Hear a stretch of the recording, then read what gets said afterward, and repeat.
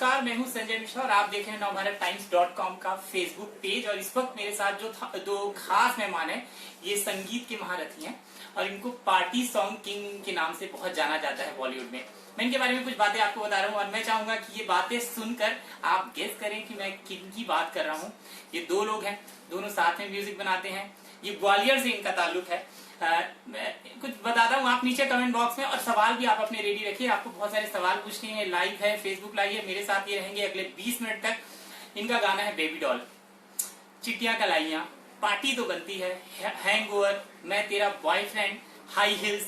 मेरे ख्याल से अब आप समझ गए होंगे। मैं चाहूंगा अगर आप समझ गए हैं तो नीचे कमेंट बॉक्स में जाएं और बताएं कि मैं किन की बात कर रहा हूं। लेकिन मैं आपको अब मिलवाता हूं, मेरे साथ है मीत ब्रदर्स। आप लोगों का स्वागत है नवभारतटाइम्स.com से। हाय सभी आपके दर्शकों को हमारा बहुत बहुत नमस्कार। हाय गाइस, होप आप सब मानसून के मजे ले रहे हैं और बारिशों को बहुत मजे से एंजॉय कर रहे हैं। अच्छा, मेरा पहला सवाल ये है कि आपकी जो जर्नी है ग्वालियर से शुरू हुई और यहाँ तक जो आप पहुंचे, बॉलीवुड बहुत बड़ा आपके बहुत सारे ऐसे गाने जो बहुत सुपरहिट हो गए हैं। तो जो संगीतमय जर्नी है, मैं चाहूंगा कि संगीतमय तरीके से आप बताएं। और संघर्ष भी होगा उसमें, फिर सफलता भी है। हमारा सबसे पहला गाना था, जो हमारी जर्नी की जो पहली जो टिकट कटी थी ट्रेन की, उसमें वो गाना था जोगी सिंह बरनाला से। आप लोग YouTube पे जाके देखोगे तो 2002 में हमने अपनी जर्नी शुरू करी थी। तो वो गाना गा के सुनाते हैं। हाँ।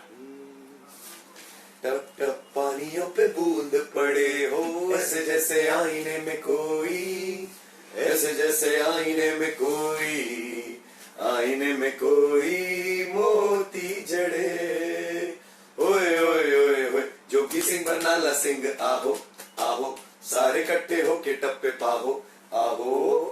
और इस गाने के बाद हमारा जो म्यूजिक का सिलसिला शुरू हुआ, तब तक हमारा फिल्म्स में नहीं था, हम लोग इंडिपेंडेंट म्यूजिक करते थे। तो एक और गाना आया था मिक्का पाजी के साथ, जब मिक्का पाजी ने पप्पी ले ली थी।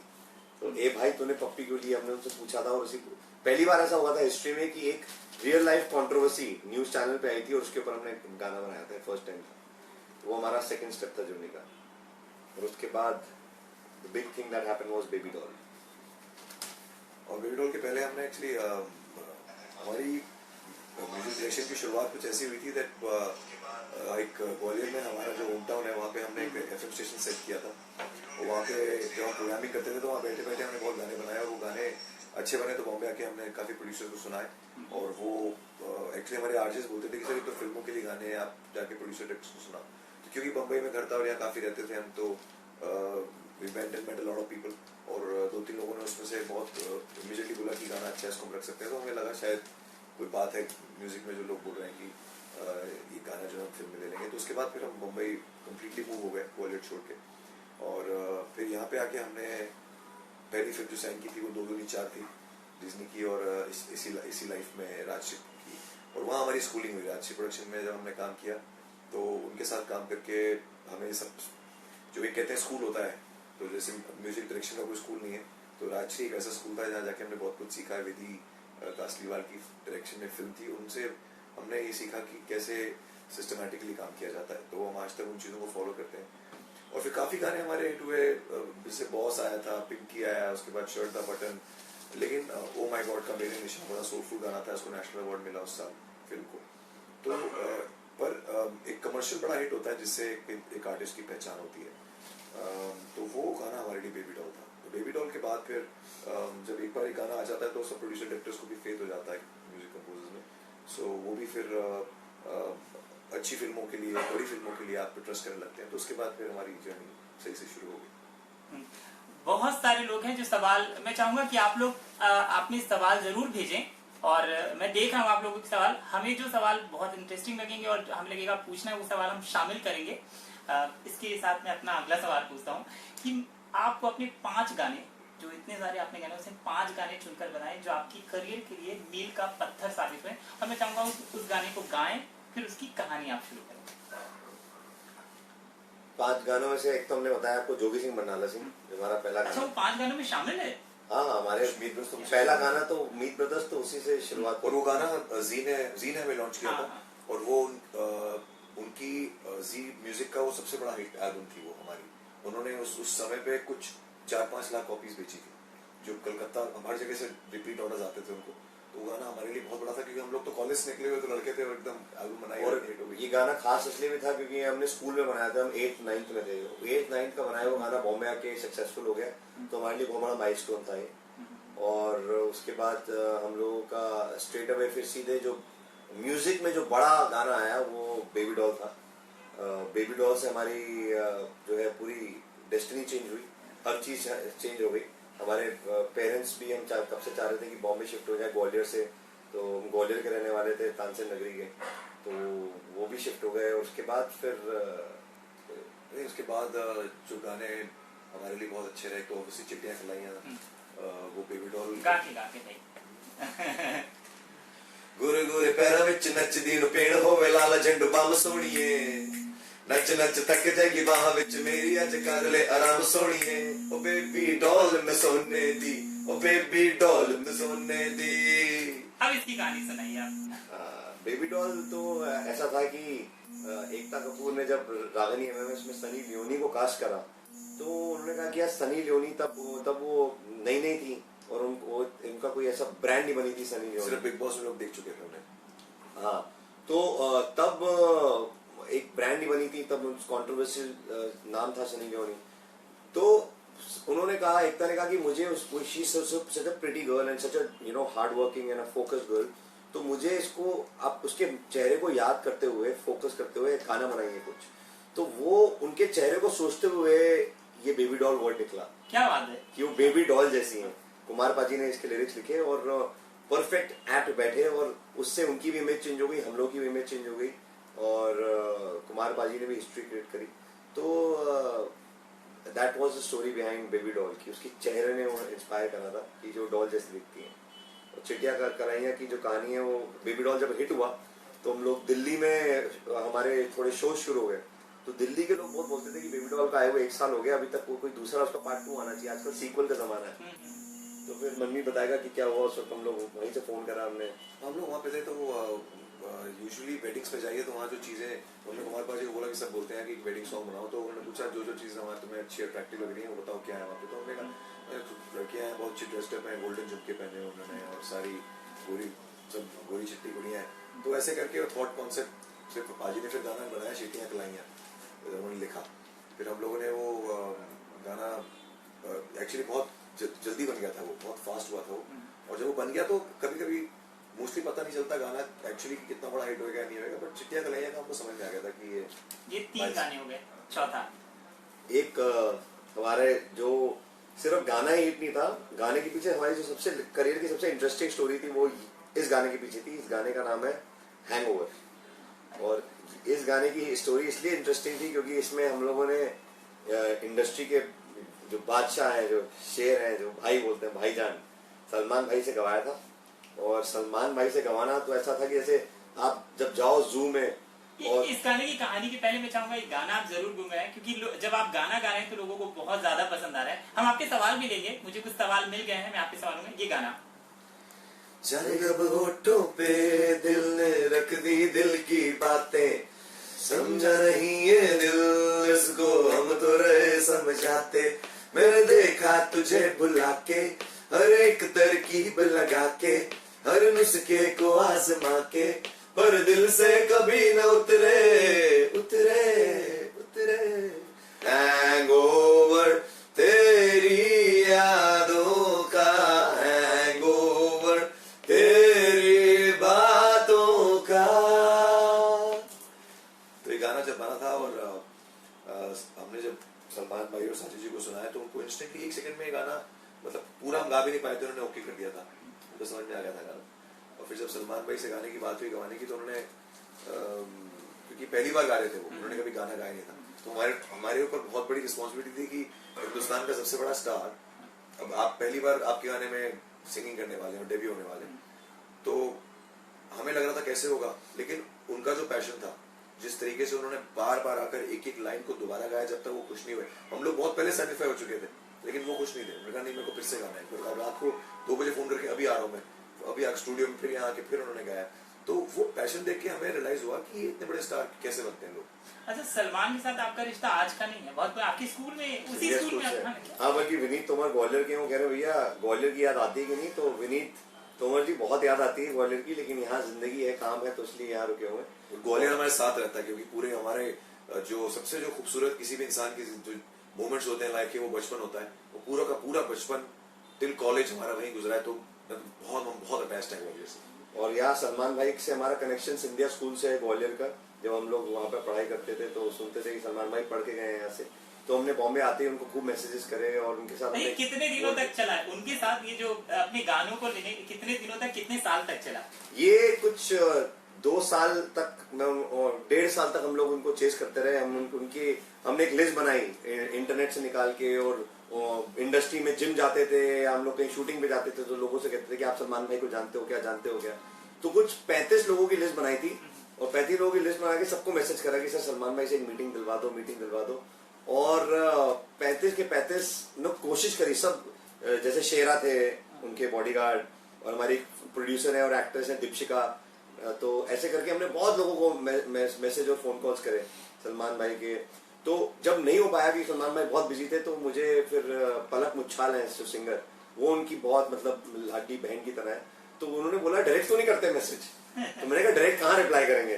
तो आदमी कई बार सोचता है कि डायरेक्ट क्यों नहीं करते, लेकिन कभी कभार होता है सब। डायरेक्ट मैसेज करा उनको कि सलमान भाई आपके साथ वर्ल्ड टूर किया था 10 साल पहले, अब हम म्यूजिक डायरेक्शन कर रहे हैं, तो आपको गाने सुनाने, हमारे 10 बेस्ट गाने आपको पहले सुनाने, फिर हम इंडस्ट्री में सुनाएंगे। तो उनका, और मैंने बोला मैं हैदराबाद में आप शूटिंग कर रहे हो, मैं हैदराबाद फ्लाइट लेके आ जाएंगे हम लोग अगर आप बोलोगे। तो उन्होंने कहा नहीं, बहुत पैशनेट भाई हैं ये लोग, किसी भी हद तक जाने के लिए तैयार है। तो उन्होंने बोला कि चलो मैं बॉम्बे आ रहा हूँ 16 तारीख को, तो दोपहर में 2 बजे मिलते हैं, और 2 बजे पूरे मिले वो। और मैंने सुना है कि वो 10 के 10 गाने लॉक कर दिए हैं। 10 में से 9 गाने लॉक कर दिए। हाँ। एक गाना छोड़ के बाकी सब। एक गाना उनके मतलब का नहीं था, लेकिन उनको अच्छे लगे, क्योंकि 10 हमारे 500 गानों में से बेस्ट 10 गाने ले गए थे। तो अच्छी बताइए, गाने अभी आने वाले हैं ना, अभी 2 ही सिर्फ आए हैं सामने। जी जी। तो आने वाली फिल्मों में फिर बॉलीवुड में क्या होता है, सिचुएशन होती है, पिक्चर की कहानी के हिसाब से गाने आते हैं, इसलिए गाने सिचुएशन जब आती है तभी लगते हैं, लेकिन उन्होंने अपने पास रखे हुए हैं। अंतिम 5वां गाना, 5वां, हम 4 गाने बात कर चुके हैं। लेकिन तो काफी बीच में हमारे बहुत अच्छे गाने आए, पार्टी तो बनती है लेके, पिंक क्लिप्स, और बहुत सारे गाने थे, इजाजत था, एक इजाजत। बट एक जो आई थिंक बहुत बड़ा एक हमारे लिए एक चैलेंज था कि जब हमें भूषण जी ने एक गाना दिया है हाई हील्स, कि ये गाना इसको आप दोबारा बनाओ, और वो गाना ऑलरेडी काफी बड़ा हिट था, बहुत बड़ा हिट था, तो वो भी नया था। ऐसा नहीं कि आपने कोई ऐसा गाना उठा लिया पुराना जो किसी ने सुना नहीं है तो नए अंदाज में लोगों को अच्छा लग रहा है। नया ही गाना था, 2 साल पुराना था, और सब जगह सुपर हिट, 40 मिलियन का गाना था। तो जब उन्होंने बोला तो हमने कहा था तो बहुत हिट गाना है, इसको दोबारा बना के कैसे क्या। तो उन्होंने बोला नहीं, ये अपने कलर से बनाओ, इसको मीत प्रो स्टाइल बनाओ। तो ये एक्चुअली उनका आइडिया था, और वो चाहते थे कि हम करें। तो फिर हमने वो बनाया, और वो जब बना तो वो इतना बड़ा हिट हो गया कि हमने सोचा नहीं था कि हिट गाना ऑलरेडी उठा के दोबारा बनाने में ऐसा हिट हो सकता है। सो आई थिंक दैट वाज, हमें बहुत अच्छा लगा कि कोई ऐसा एक चीज दोबारा बनाई गई और वो इतनी अच्छी निकल के आई। कितना अलग बना ये, आप 2 लाइन गुनगुना के। एक एक ठुमके पे 100 ताड़ियां, हिल जब लक मेरा हिलती है बाड़ियां। एक एक ठुमके पे 100 ताड़ियां, हिल जब लक मेरा हिलती है बाड़ियां। 24 घंटे मुंडे रहंदे मेरे अगे पिछे, मेरे अगे पिछे, मेरे अगे पिछे। जद हाई हील ते नचे ता तू बड़ी बचे, हाई हील ते नचे ता तू बड़ी जचे।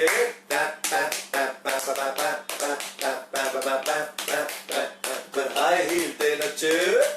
अच्छा, मैंने देखा है कि म्यूजिक इंडस्ट्री में मतलब आप लोग जब शो करते हैं तो बड़े स्टाइलिश होते हैं, लेकिन आप लोग हमेशा बहुत स्टाइलिश, आप लोगों की कपड़े पहनने का ढंग, हमें मतलब बहुत कम लोग हैं जो, तो बहुत एक सवाल भी आया है कि युवाओं को मैसेज दें। युवाओं के लिए देखिए, स्टाइलिंग, कपड़े, ये तो आप लोग बहुत स्मार्ट हो, आप लोग हमसे ज्यादा समझते हो कि क्या आज की डेट में यूथ को करना चाहिए। लेकिन एक चीज है जो हम लोग जिससे थोड़ा सा अलग हटके चले गए हैं, दैट इज जो रियलिटी ऑफ लाइफ है। रियलिटी ऑफ लाइफ एक्चुअली है, क्योंकि सोशल मीडिया, टीवी, इसकी वजह से हम लोग थोड़ा खो जाते हैं। रियलिटी ऑफ लाइफ ये है कि हम लोगों को स्पिरिचुअल रहना है, हम लोगों को रिस्पेक्टफुल रहना है अपने पेरेंट्स की तरफ, अपने कर्म सही करने हैं, और सच्चा रहना है। तो अगर आप पूरी शिद्दत से सच्चे रहोगे तो ऑटोमेटिकली आपको पता है कि हर ग्रंथ में लिखा है कि मेहनत करनी है, हर ग्रंथ में लिखा है कि सच बोलना है, हर ग्रंथ में लिखा है कि किसी को हर्ट नहीं करना, इंटेंशन अच्छी रखनी है। तो हम जानते सब हैं लेकिन करते नहीं है, तो उसके लिए थोड़ी मेहनत करनी पड़ती है। हम लोग बहुत मेहनत करते हैं, दिन रात इस फोकस करते हैं, दिन में 1 घंटा निकालते हैं कि कैसे हमारे अंदर जो कमियां है उसको कैसे ठीक करें, कमी सब में होती है। तो यही हमारा मैसेज है यार कि अगर आप बेस्ट हो जाओगे, अगर अपने आप को इम्प्रूव कर लोगे तो आप कंपटीशन में नंबर 1 हो जाओगे, क्योंकि आजकल बहुत कमी है अच्छे लोगों की, तो automatically will be 1 in a million। अच्छा, मेहनत के साथ साथ मुझे ऐसा लगता है कि मेहनत तो है ही आपकी, आपकी लाइफ में ना 3 महिलाओं का बड़ा योगदान था, घर की महिलाओं को छोड़कर, माँ, पत्नी और बहनों को छोड़कर, एकता कपूर, कनिका कपूर और सनी लियोनी। हालांकि सनी का भी करियर उससे जाना, ऐसा आप मानते हैं? नहीं, बिल्कुल बिल्कुल नहीं, 100% क्यों नहीं मानते हैं। कन्या लगता है हमारी कन्या राशि है।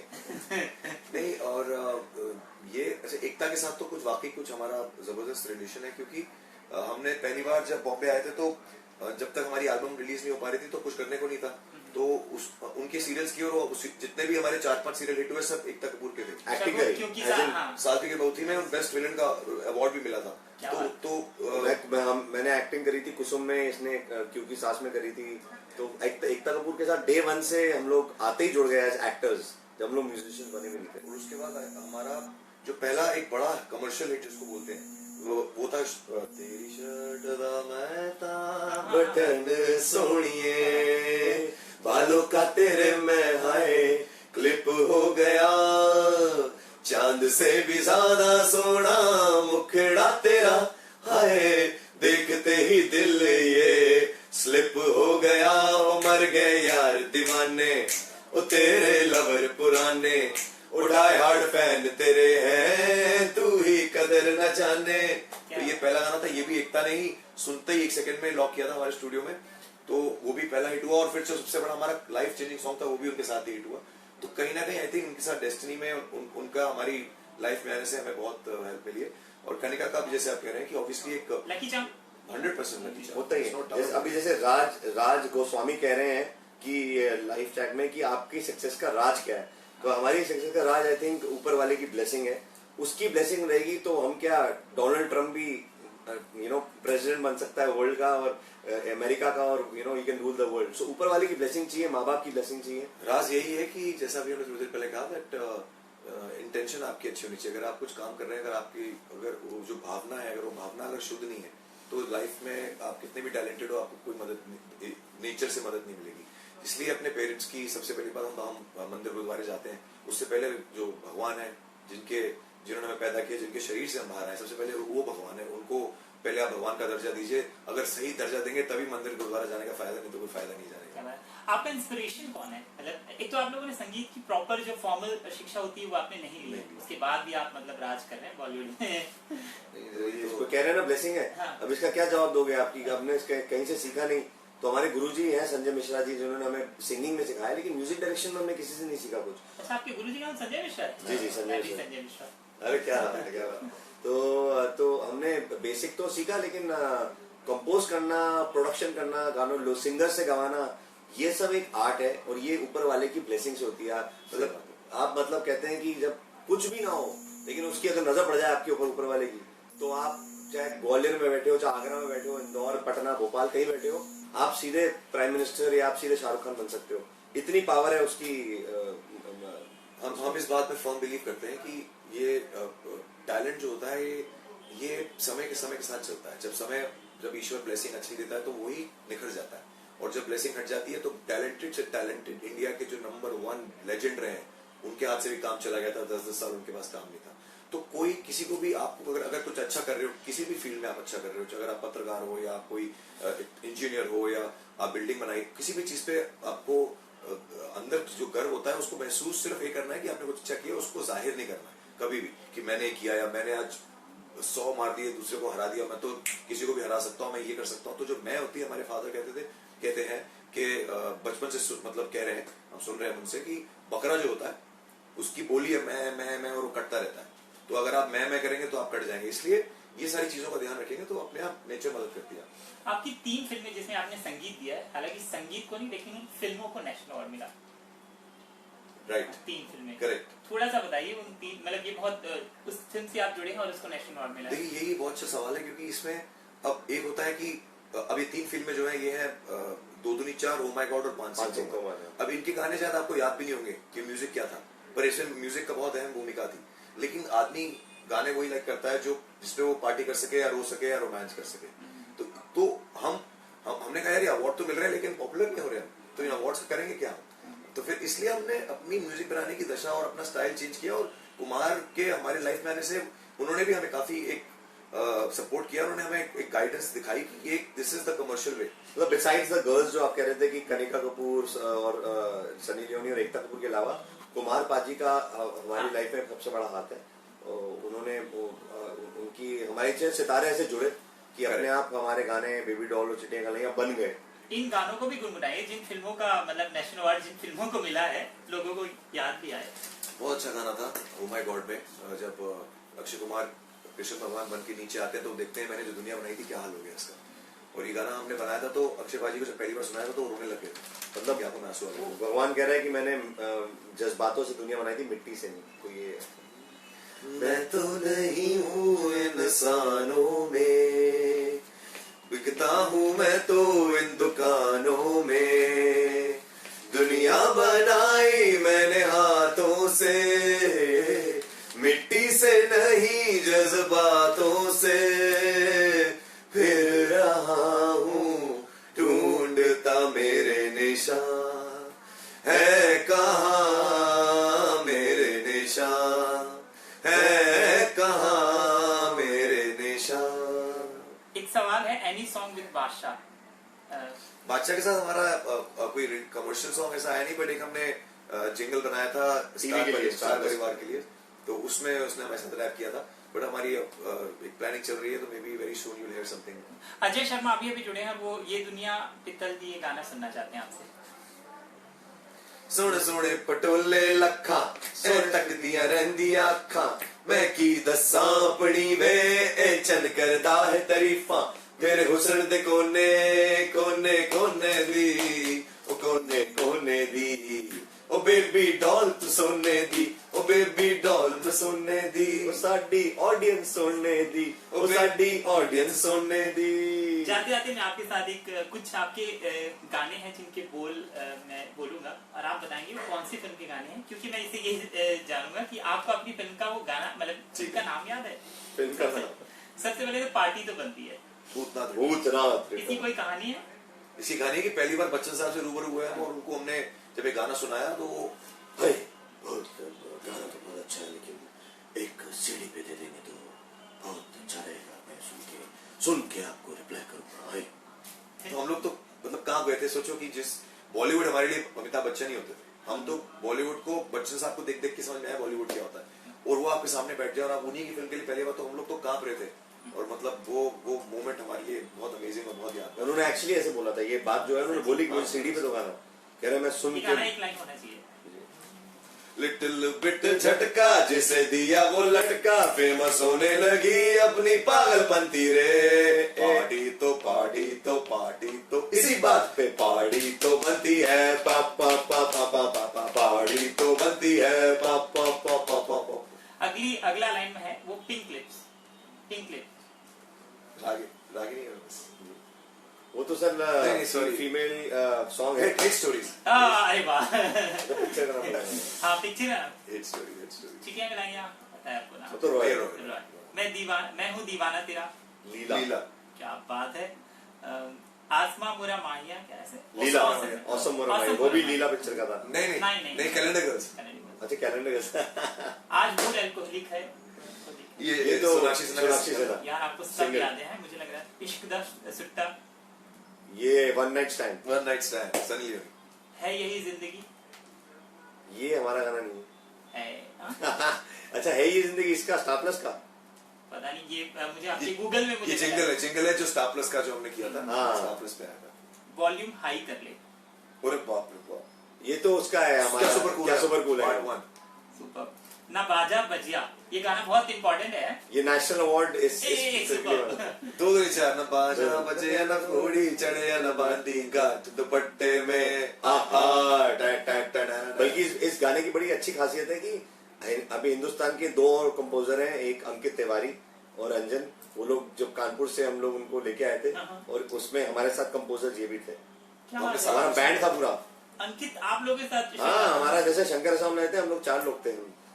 पिंकी है पैसे वालों की, जंजीर ये भी 2 लाइन, इसकी कोई कहानी हो तो? अरे मुंबई की ना दिल्ली वालों की, पिंकी है पैसे वालों की। मैं तो अच्छा ये तो हो गया। चलिए थैंक यू, हमसे बात करने के लिए बहुत शुक्रिया। जी। जाते आते अपने जो चाहने वाले हैं, बहुत सारे लोग लाइव हैं, उनको कोई मैसेज या कोई गाना जो जाते आते आप डेडिकेट। मैसेज यही है आप सबके लिए कि feel good, think positive, be positive. दुनिया में कोई कंपटीशन नाम की चीज नहीं होती, आपका कंपटीशन आप खुद से होता है, क्योंकि आपको अपना ही काम बेहतर करना होता है। So you are only competing with yourself, so don't feel that there is any competition in life. आप अपने आप को बेहतर करें, अंदर से बेहतर करें, इंटेंशंस अच्छी करें। एज वी सेड, पेरेंट्स को प्यार करें, अपने फैमिली को प्यार करें, and be true to your friends. और मेरा सिंपल यही मैसेज है, वैसे तो मनमीत से बोल दिया कि I am a man of love, तो प्यार लो प्यार दो। Thank you so much, and we'll see you guys very, very soon. See you guys. Bye. Thank you.